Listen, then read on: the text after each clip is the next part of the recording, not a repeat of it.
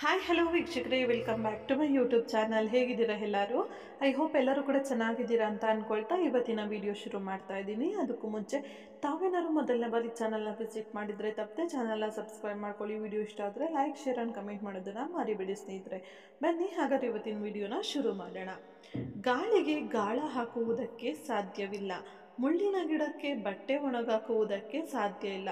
ಹಾಗೆಯೇ ಕೆಲವರಿಗೆ ಎಷ್ಟೇ ಒಳ್ಳೇದು ಮಾಡಿದರೂ ಅವರಿಂದ ಕೆಟ್ಟವರು ಅನಿಸ್ಕೊಳ್ಳುವುದು ಮಾತ್ರ ತಪ್ಪಲಿಲ್ಲ.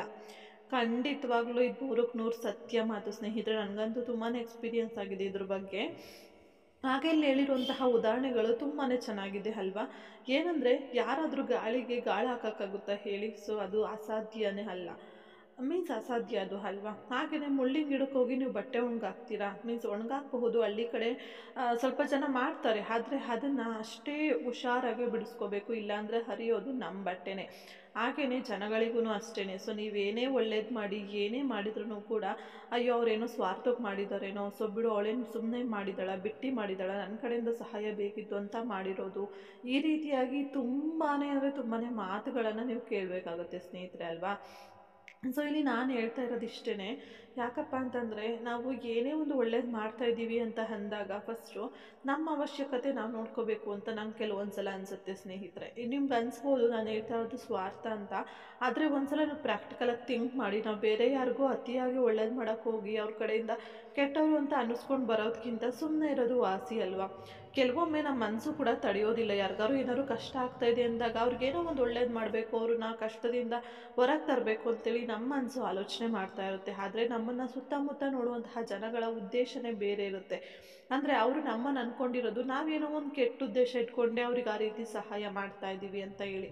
ಅಂದರೆ ಏನೋ ಒಂದು ಎಕ್ಸ್ಪೆಕ್ಟೇಷನ್ ಇಟ್ಕೊಂಡೇ ನಾವು ಮಾಡ್ತಾ ಇದ್ದೀವಿ ಅಂತ ಹೇಳಿ ಅವರು ಮೆಂಟಲಿ ಫಿಕ್ಸ್ ಆಗಿಬಿಟ್ಟಿರ್ತಾರೆ. ನೀವೇನೇ ಮಾಡಿ ಏನೇ ಹೇಳಿದರೂ ಕೂಡ ಅವರು ಚೇಂಜ್ ಆಗೋದೇ ಇಲ್ಲ. ಆ ರೀತಿ ಇದ್ದಾಗ ಜಾಸ್ತಿ ತಲೆ ಕೆಡಿಸ್ಕೋಬೇಡಿ. ನಿಮ್ಮ ಕರ್ತವ್ಯ ಏನಿರುತ್ತೆ ನೀವು ಮಾಡಿ, ಮಿಕ್ಕಿದ್ದನ್ನು ದೇವ್ರಿಗೆ ಬಿಡಿ. ಇದೇ ಅಲ್ವಾ ನಮ್ಮ ಲಾಸ್ಟ್ ಆಪ್ಷನ್. ಮೀನ್ಸ್ ನಮ್ಮ ಕೈಲಿ ಏನು ಪ್ರಯತ್ನ ಪಡ್ತೀವಿ ಪಡೋಣ. ನೀವು ಮಾಡ್ತಿರುವಂತಹ ಕೆಲಸದ ಬಗ್ಗೆ ಅವ್ರಿಗೆ ಅರ್ಥ ಮಾಡ್ಸೋಕ್ಕೆ ಪ್ರಯತ್ನ ಪಡಿ. ಅರ್ಥ ಮಾಡ್ಕೊಳ್ಳೋರಾದರೆ ಓಕೆ, ಮಾಡ್ಕೊಂಡಿಲ್ಲ ಅಂದಾಗ ಅವ್ರಿಗೆ ಅರ್ಥ ಮಾಡಿಸೋದ್ರಲ್ಲಿ ನಿಮ್ಮ ಸಮಯನ ವ್ಯರ್ಥ ಮಾಡೋಕ್ಕೆ ಹೋಗಬೇಡಿ. ಸೊ ಬೇರೆ ವಿಷಯದಲ್ಲೂ ಕೂಡ ನೀವು ಕಾನ್ಸಂಟ್ರೇಟ್ ಮಾಡಬೇಕಲ್ವ? ಹಾಗಾಗಿ ಆ ಒಂದು ವಿಷಯನ ತಲೆಯಿಂದ ತೆಗೆದಾಕ್ಬಿಟ್ಟು ನಿಮ್ಮ ಕೆಲಸ ಏನಿದೆ ಅದನ್ನು ಮಾಡ್ಕೊಳ್ತಾ ಬಿಡಿ. ಮಿಕ್ಕಿದ್ದನ್ನು ದೇವರು ನಮಗೆ ಒಂದಲ್ಲ ಒಂದು ರೂಪವಾಗಿ ನಮ್ಗೆ ಅದನ್ನು ಹಿಂತಿರುಗಿಸಿ ಕೊಟ್ಟೇ ಕೊಡ್ತಾನೆ. ಓಕೆನಾ? ಸೊ ಇಷ್ಟು ಹೇಳ್ತಾ ಇವತ್ತಿನ ಈ ಒಂದು ವಿಡಿಯೋನ ನಾನು ಇಲ್ಲಿಗೆ ಮುಗಿಸ್ಲಿಕ್ಕೆ ಇಷ್ಟಪಡ್ತೀನಿ ಸ್ನೇಹಿತರೆ.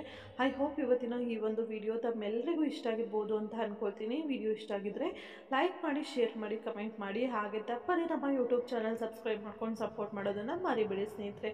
Thank you for watching. Take care. Bye.